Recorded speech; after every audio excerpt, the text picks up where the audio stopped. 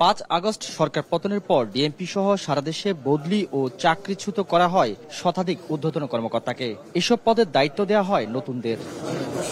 এর মধ্যে ঢাকা মহানগর গোয়েন্দা পুলিশের অতিরিক্ত পুলিশের দায়িত্ব পান রেজাউল করিম মল্লিক। সকালে মিডিয়া সেন্টারে সংবাদ সম্মেলনে তিনি বলেন, ডিবির কলঙ্কিত অধ্যায় শেষ, আসামিদের আর হয়রানি করা হবে না জানিয়ে তিনি বলেন, ডিবিতে মানুষ ন্যায় বিচার পাবে, ডিবি আর নায়ক নায়িকার আড্ডাখানা হবে না বলেও জানান তিনি।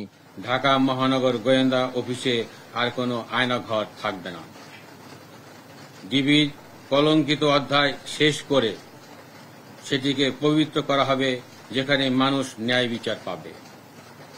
এখানে কোনো নায়ক নায়িকা বা সেলিব্রিটিদের সময় কাটানোর জায়গা হবে না।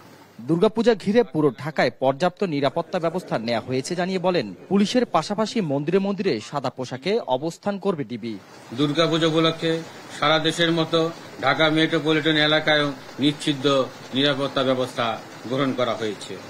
ঢাকা শহরের প্রতিটি পূজা মণ্ডপের নিরাপত্তায় এবং পূজা উৎসবে পুলিশের পাশাপাশি ডিবির টিম সাদা পোশাকে দায়িত্ব পালন করবে, যাতে উৎসবে মেতে উঠতে পারে প্রিয় নগরবাসী।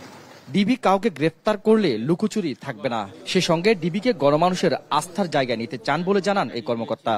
এখানে যারা ডিবি অফিসে আটক হন, তার আত্মীয় স্বজন যারা থাকেন, তাৎক্ষণিকভাবে তারা সংবাদ পেয়ে যান যে এখানে কে আসামি হিসেবে এসেছেন। এই ক্ষেত্রে আমাদের লুকোচুরি করার কোনো সুযোগ নেই। ডিবিকে মানুষের আস্থা ও ভালোবাসার স্থান হিসেবে প্রতিষ্ঠিত করতে চাই। নতুন স্বাধীন বাংলাদেশে ডিবি অফিস হবে ভুক্তভোগীদের ভরসা স্থল। ডিবির কোনো কর্মকর্তা অপরাধ করলে তাদেরকেও ছাড় দেওয়া হবে না বলেও হুঁশিয়ারি দেন মহানগর গোয়েন্দা পুলিশ প্রধান পুলিশ কর্মকর্তা শাহাদাত নিশাদ, দেশ টিভি, ঢাকা।